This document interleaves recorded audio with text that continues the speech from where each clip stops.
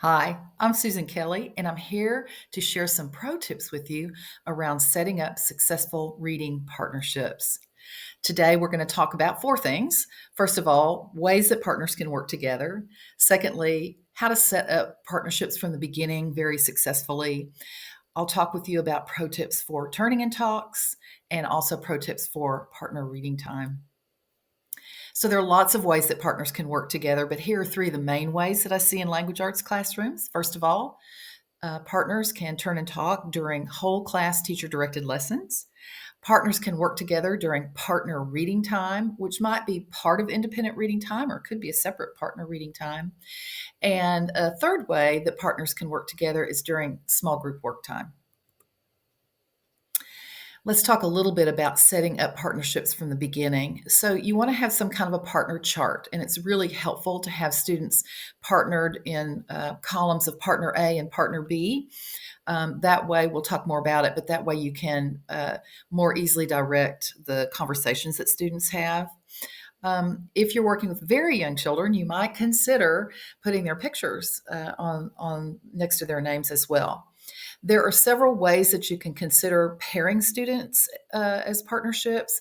You could think about their reading ability and pair students with like reading ability or like reading level together.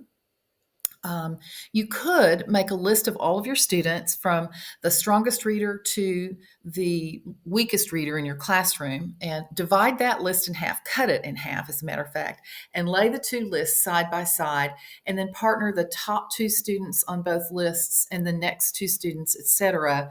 And that way you'll have partnerships that are not exactly equal in terms of reading ability, but there won't be such a big gap there. So, a couple ways to think about partnering students.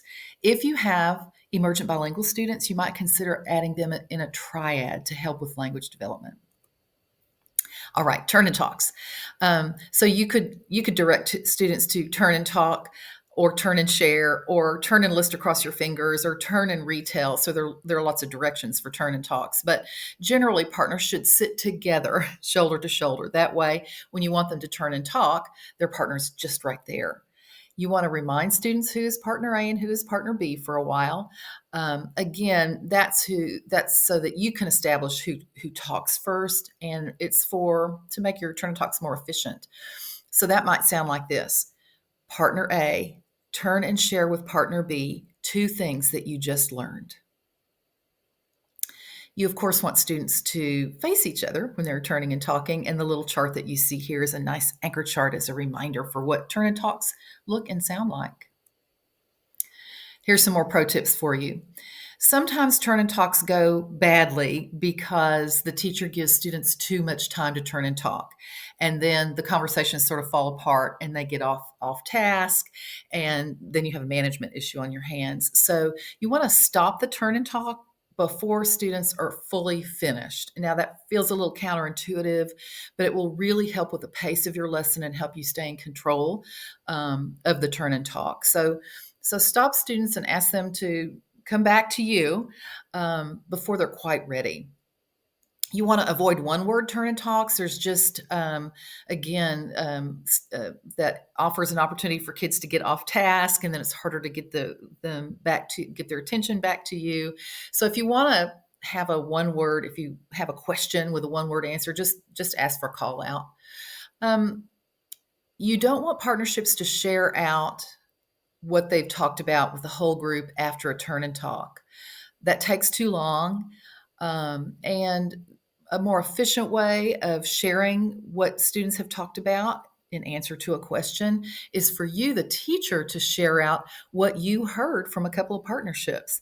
Now, sometimes you don't hear what you want to hear from any partnerships. And in that case, you're going to want to share out what you wish you heard. You don't say, I wish I would have heard. You just sort of pretend that you heard the correct response. Here's some pro tips for reading partnerships.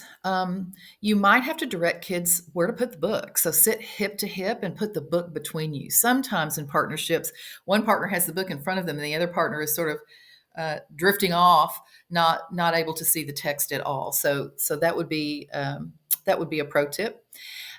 You can decide, or you can have kiddos decide how they want to read. So they could seesaw read with one partner reading one page, one partner reading the next page. They can certainly choral read together. It could be that one partner is in charge of the reading, and after the partner has read a page or 2 pages, the second partner asks a question or says what they learned or tells back what happened in the story.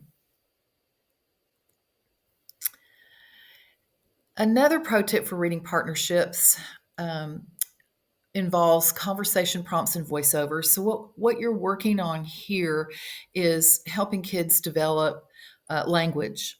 And so, I'm going to give you a second just to read the examples of conversation prompts and voiceovers on this slide.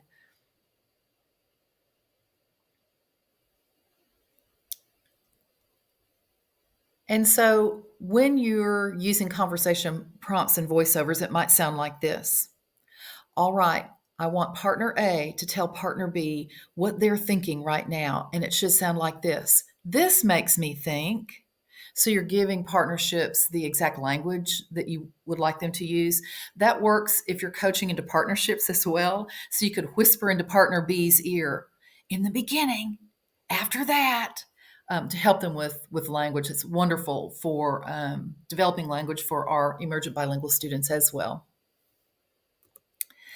I hope that you use reading partnerships throughout your day, and I hope these pro tips have helped you and will help you make sure that your reading partnerships go smoothly and are successful. Thank you.